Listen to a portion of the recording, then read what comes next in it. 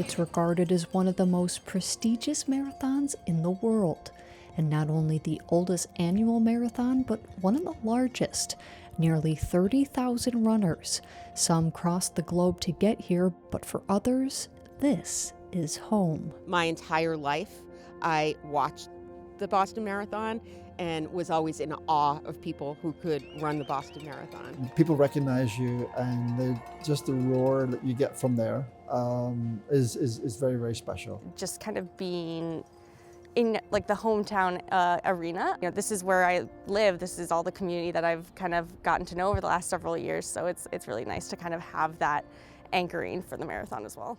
The Boston Marathon this year marked the 128th edition of the historic race. There's an extra something in the air, a contagious sense of spirit and community. Yellow is everywhere, as hundreds of thousands gathered beneath blue skies to support these runners. Every step of the way, from the starting line in Hopkinton to the finish line near Copley Square, crowds made it their mission to cheer loud and proud for each and every one of these runners.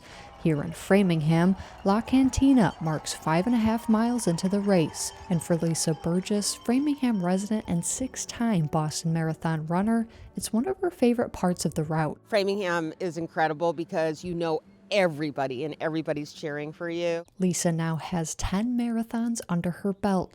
She ran the Chicago Marathon in 2017, and from there she was hooked.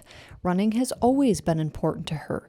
It's been a source of bonding between herself and her children. She recalled running 5Ks with her kids when they were just little.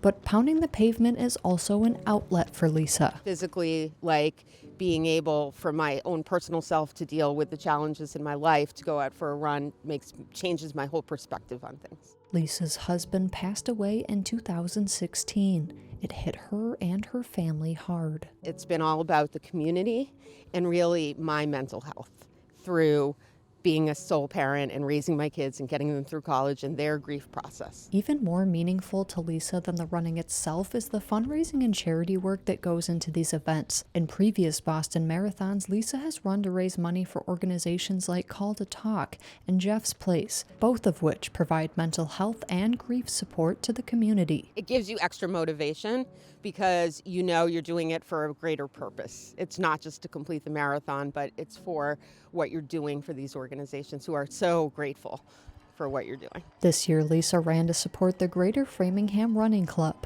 but 26.2 miles later, she's not done yet. Lisa is already on her way to London to run their marathon on April 21st to raise money for St. Jude Children's Research Hospital. I've always run with a charity bib. And so those people are just, we're not the fastest runners. We're not going to win the race, but, it's really a sense of community and people pick each other up and give each other encouragement. To run Boston, there's nothing in the world like it. There are people who work their whole lives to qualify. We are so fortunate to have so many opportunities to get to run Boston because we live here. Those opportunities Lisa is referring to is something Vernon Turner knows a lot about. This Boston Marathon was Vernon's 10th marathon overall and his 4th in Boston. Vernon has been very involved in both the Greater Framingham Running Club as well as Team Framingham, which was established more than a decade ago. Both groups have a strong relationship with the BAA, the Boston Athletic Association. The Greater Framingham Running Club gets some numbers from the BAA because we volunteer. We have people minding the clocks, helping with hydration.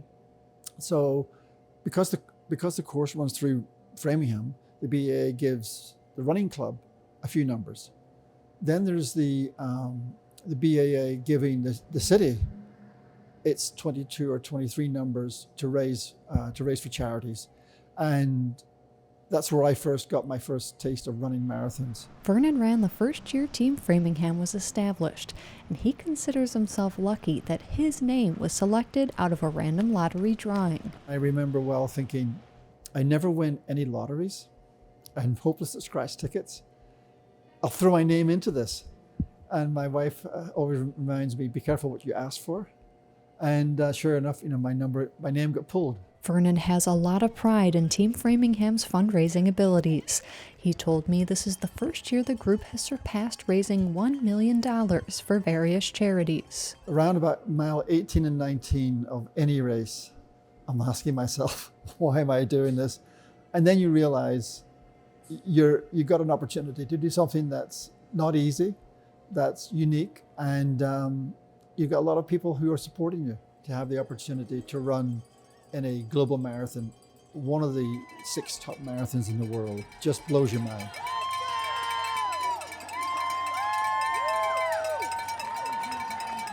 Of course, formally qualifying to run the Boston Marathon is a different matter, and it's no easy task.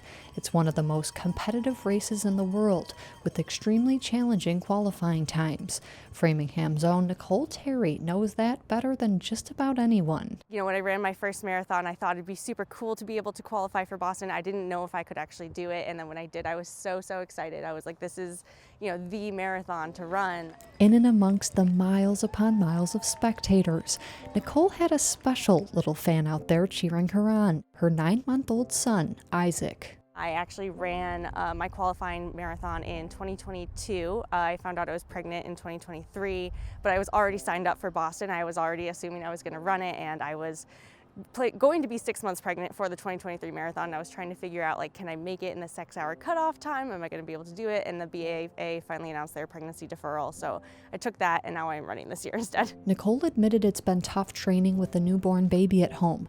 She told me she's grateful to her husband for his help and support. You know, when you marathon train, you assume you're getting 8 hours of sleep at night. You assume you're not getting sick every other week, but with a baby in daycare especially, you're getting sick all the time, you're not sleeping, so training is a lot more difficult. You have to be a lot more cognizant of your diet and, you know, your physical health and your mental health. I think my husband's just been amazing about me just saying, like, I'm gonna peace out for 3 hours on Sunday to run, like, you handle the baby. He's been so supportive, and I've been really lucky with that too.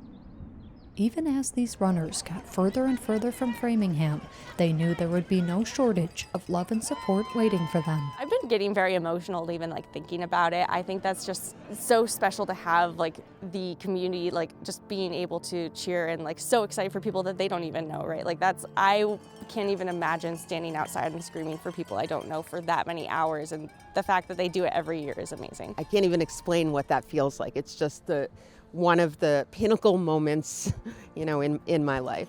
Being in Boston, you know that people are supporting you. Even if you're like 2 hours and going to win the thing, or 6 hours, doesn't matter. People are with you. So it's a combination of the challenge, the uniqueness, and the people. I think it's just a great community. Nicole, Lisa, and Vernon all agree that is what makes the Boston Marathon like no other.